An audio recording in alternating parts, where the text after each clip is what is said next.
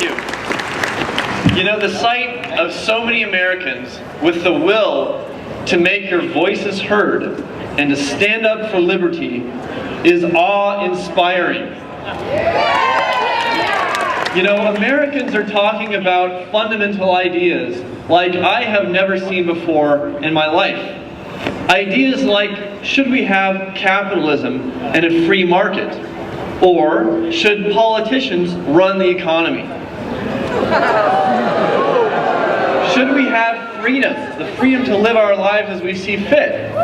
Or should bureaucrats manage our lives for us?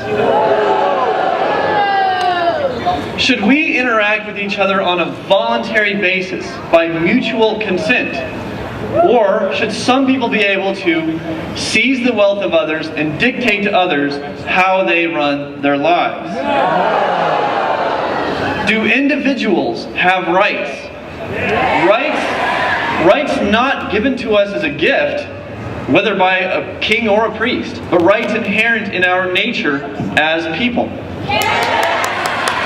Or do groups have rights to forcibly transfer wealth and to, again, tell other people how to live their lives? The fundamental issue here is, does the individual have a moral right to live his own life, pursue his own values by his own judgment? Or does an individual have a moral duty to sacrifice his judgment, some portion of his labor, and some portion of his life as politicians demand? I want to take just one example from the modern political scene to illustrate how these fundamental debates play out in day-to-day life. And this is an issue that Barack Obama discussed just this last Wednesday in his address to Congress. It's the issue of pre-existing health conditions. In other words, if you get sick, it's hard to buy insurance at that point. Now, according to Barack Obama, this is a problem caused by insurance companies seeking profits in a free market. But Barack Obama has it exactly wrong.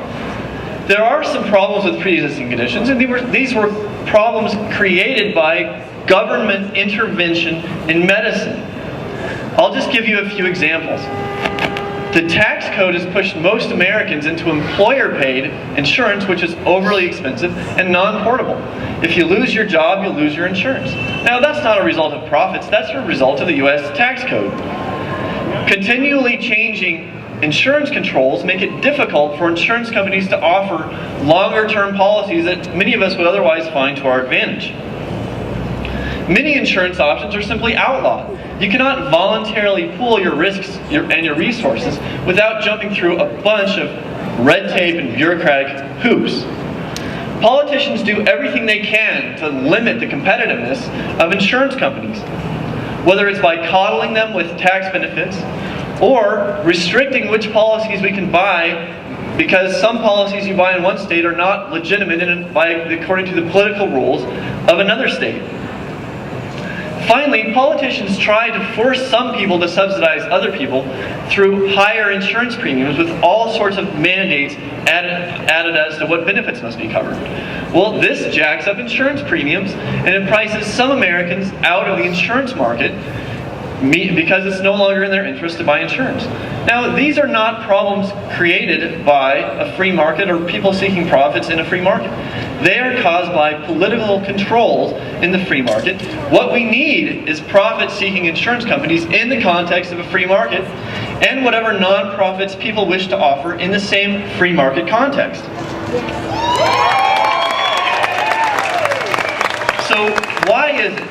Why is it that in the area of healthcare, in the area of General Motors and the political takeover of that, in the area of billions upon billions of dollars of corporate welfare passed by Republicans and Democrats, why do we see a continued trend toward political control of the economy?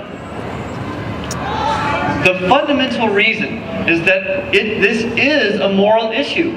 Barack Obama is right about that. He's just wrong about the moral principles involved.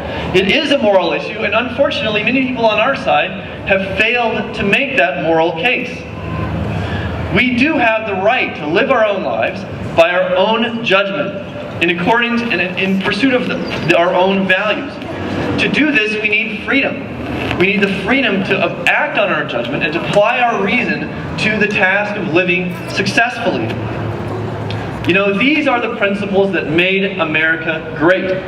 These are the principles on which America is founded. They are the principles that the Declaration of Independence discusses as our inalienable rights to life, liberty, and the pursuit of happiness.